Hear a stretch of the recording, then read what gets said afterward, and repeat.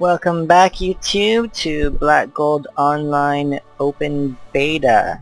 In our last episode we looked at the different races and classes and factions. Oh my!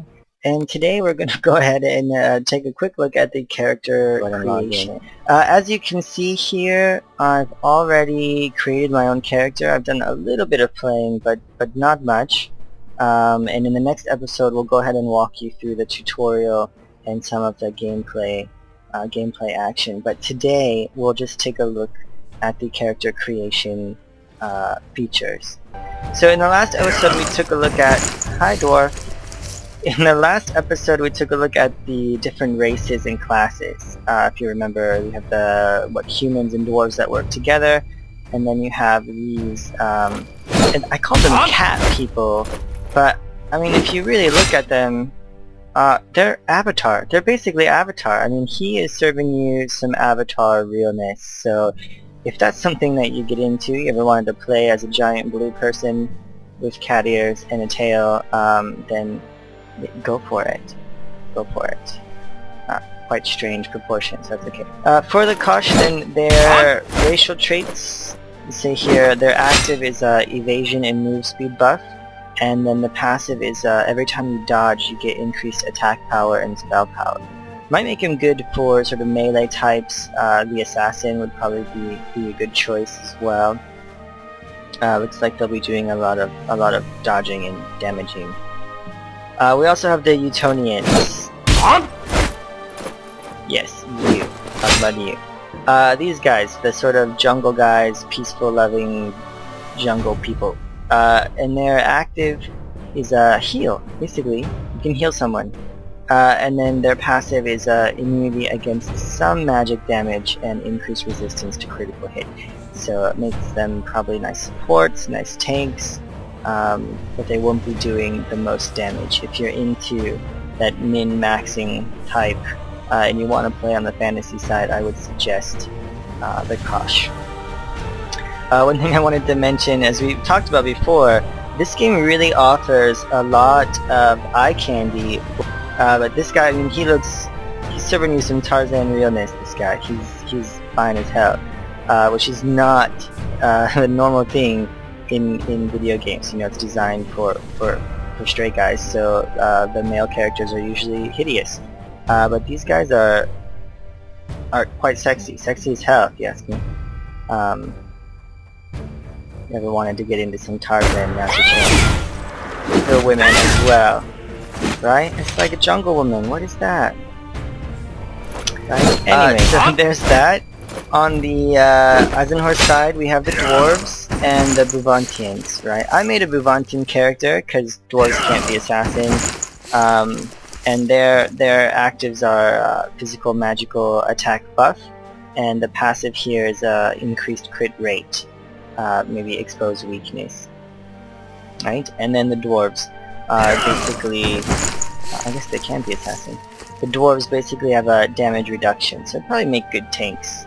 Another thing to mention here, the dwarf class. So as I said before, it offers a lot of eye candy. These dwarves are not short, fat, and hairy, right? They're ripped. The guys are ripped. They are not fat. They might be hairy.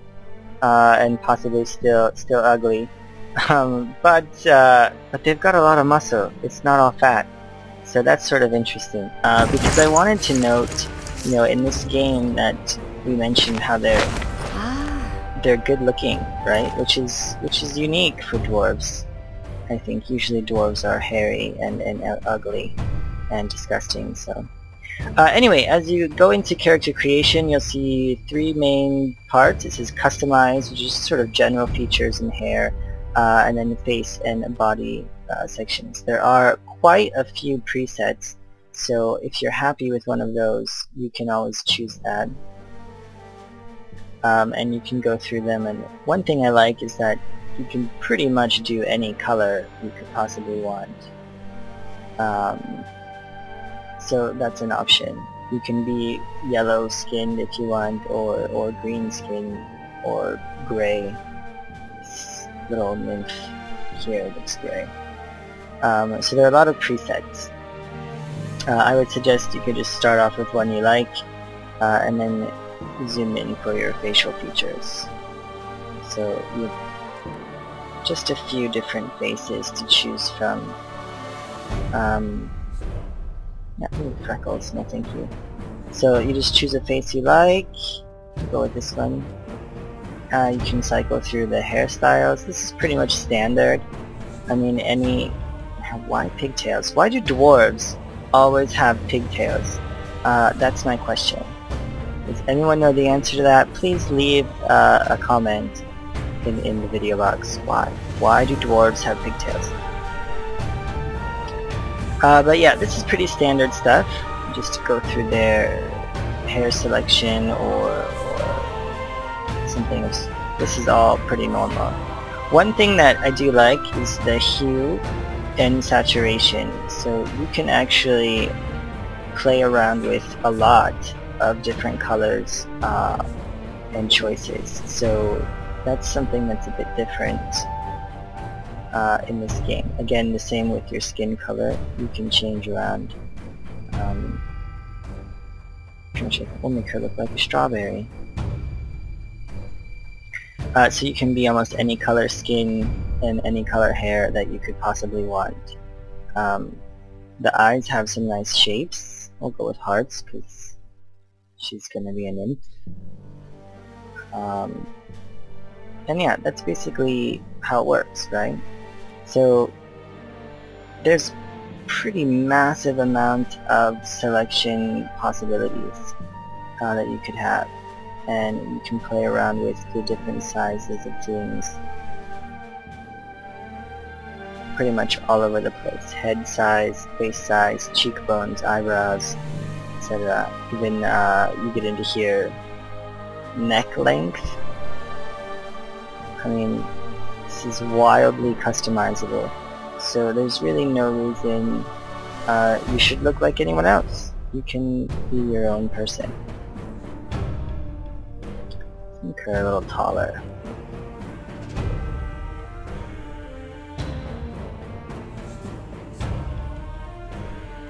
Give her some hips.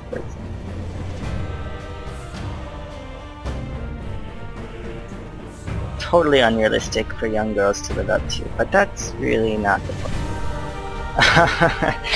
Yeah, and so the character selection is quite dynamic. There's a lot of choices to go through. There's a lot of things you can do.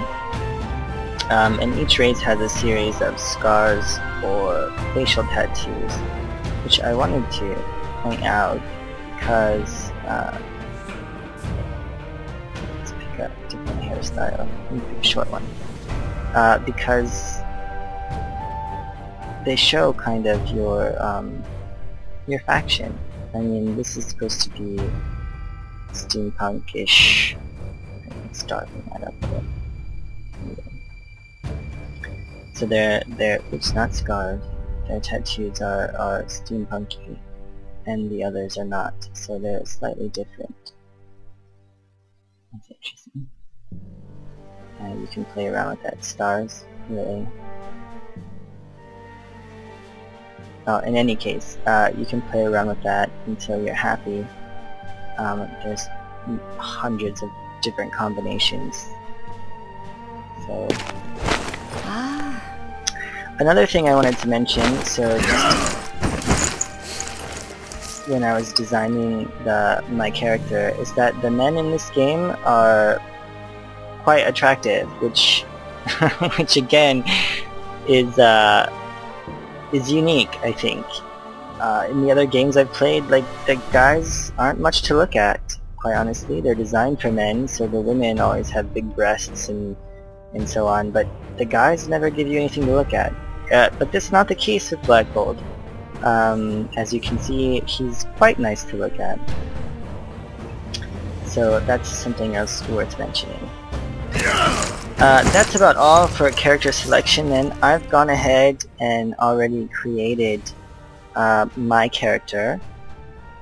I created a Bontian assassin, and in the next video we'll go ahead and take you into the game and show you some gameplay. So yeah, leave a like, leave a comment. Let me know about dwarves and pigtails, because that's something I'm really, really curious about. And for now, I'll leave it here. Thanks for watching, and tune in for episode 3 for some gameplay footage. Right? Shinobi out.